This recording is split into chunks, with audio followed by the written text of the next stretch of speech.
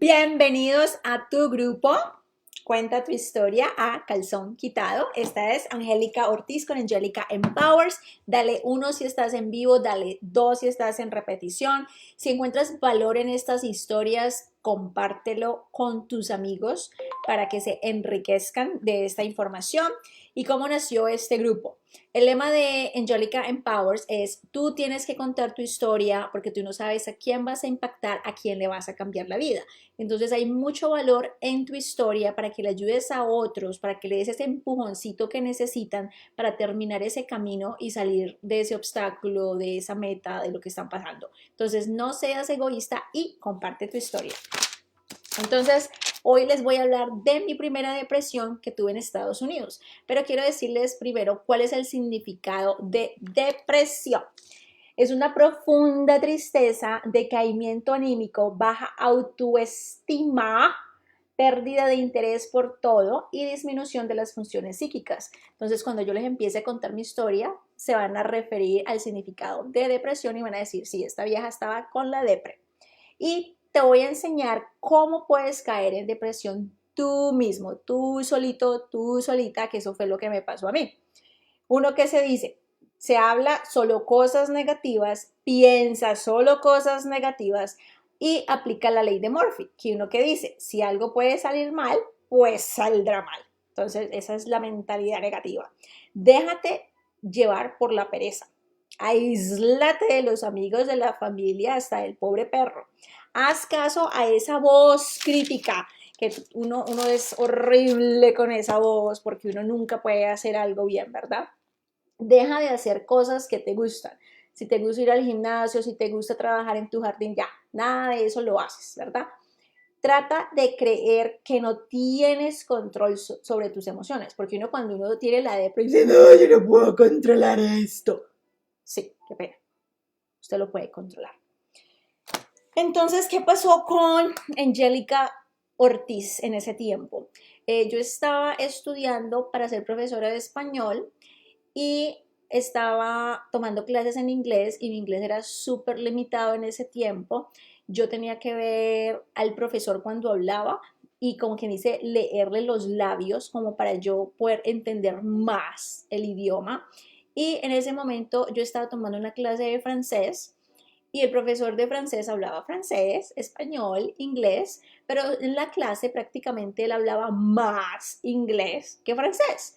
Entonces yo que me empecé a decir, Angélica, no sea boba, usted no va a poder enseñar español porque usted no sabe inglés. Entonces, ¿cómo va a conseguir trabajo? ¿Cómo va a dar una clase de español como 95% hablando inglés si usted no habla inglés? Entonces yo me empecé a meter todo eso en la cabeza, me empecé a deprimir, lloraba, pues iba a la universidad ahí como empujada y estudiaba empujada, pero cuando yo llegaba a mi casa era a llorar, a dormir, deprimida y llegué a decirme, yo nunca he pensado en suicidarme o en buscar maneras de cortarme las venas o tomarme pastillas, nada de eso. Pero sí le decía a Dios, ¿por qué no me llevas? ¿Por qué no me llevas? Porque yo me siento que no estoy haciendo nada. No estoy haciendo nada por mí, ni por mi esposo, por mi familia, por el mundo.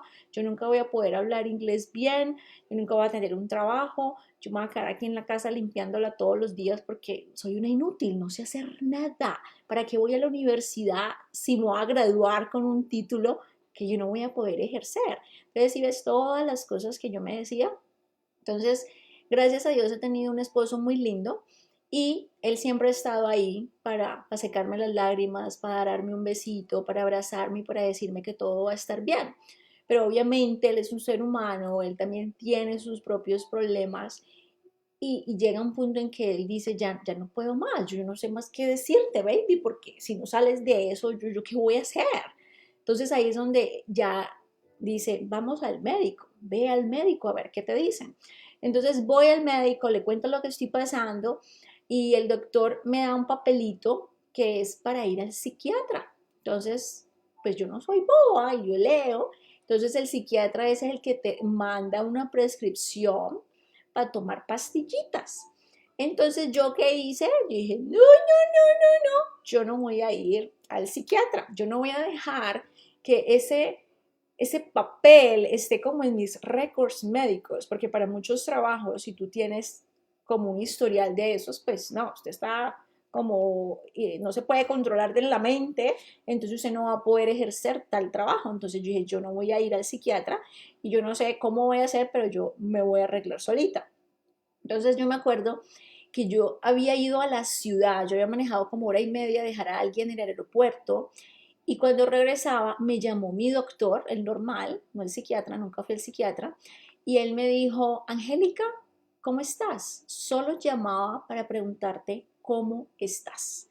Esa llamada para mí fue como mi medicina, porque yo decía, mi doctor preocupándose por mí, o sea, yo nunca he recibido la llamada de un doctor que dijera, hola, ¿cómo estás? Entonces, para mí, él fue como un ángel y fue como la mejor medicina que yo pude recibir porque esa llamada me dio mucha alegría.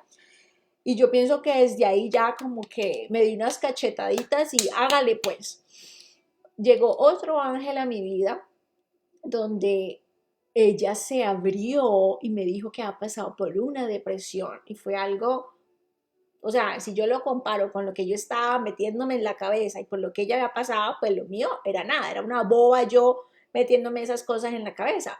Entonces, al yo escuchar su historia, eso a mí me dio poder para salir de mi depresión. Entonces, por eso yo les digo a ustedes, cuenta tu historia, porque tú no sabes a quién vas a impactar, a quién le vas a cambiar la vida. La historia de ella de depresión no era nada comparada con la mía, pero me ayudó a decirme, Angélica, por las cosas que usted está pensando, por las cosas que usted se está metiendo en la cabeza, son bobadas.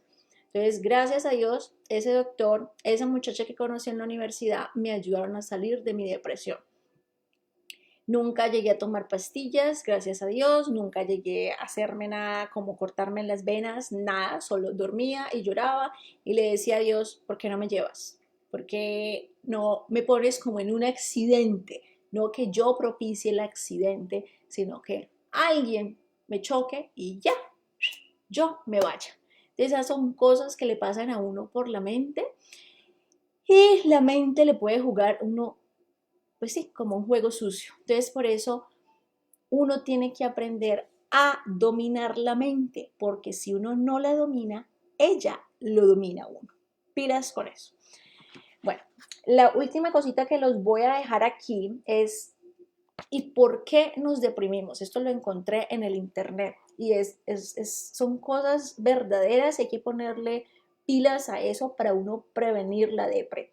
Hay cosas que obviamente pues son como un poquitico difíciles porque dice que son los genes, que son herencia, pero volvemos a lo mismo. Si te controlas aquí, si te hablas de manera positiva, si te estás diciendo yo me quiero, yo soy linda, yo soy guapo, yo puedo hacerlo, que tú no encuentras limitaciones, todas esas palabras positivas te van a ayudar a levantar tu autoestima, te vas a rodear de personas positivas, vas a cambiar ese ambiente para alejarte de la depresión.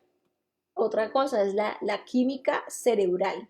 Pues hay cosas que de verdad, si uno ya tiene esquizofrenia, si ya tiene esas eh, enfermedades que ya son más graves, pues ahí está uno como que ahí sí le toca que tomar medicina. Pero yo no soy psicóloga, yo no soy psiquiatra, de hasta allá yo no sé. Pero pues yo le pido a Dios que todas esas personas que tienen un desequilibrio químico en el cerebro, que puedan hacer algo ellos mismos controlando su mente para evitar un suicidio, para evitar cosas peores. Otra cosa es el estrés, las hormonas, especialmente cuando las mamás tienen sus bebés y después entran en esa depre de todos esos cambios, de que no saben cómo ser mamá, que si tienen otros hijos y lidiar con el chiquitico, bueno, 20.000 cosas. Ustedes que son mamás saben cómo pasa esa depre. La luz solar, cuando tú cambias de país, por lo menos yo, también me daba la depre cuando llegaba el otoño y se oscurecía a las 5 de la tarde y yo decía, ¿qué es esto? Entonces ya sé controlar eso, gracias a Dios, pero hay gente que sufre de la depre porque ya no hay tanta luz solar.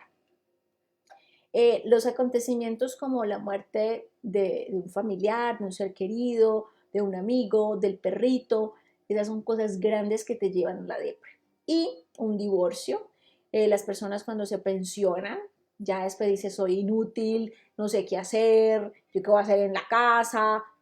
Entonces son esos cambios grandes que te revuelcan la vida y caes en una depresión si tú no estás preparado, si tú no estás fuerte con tu mente.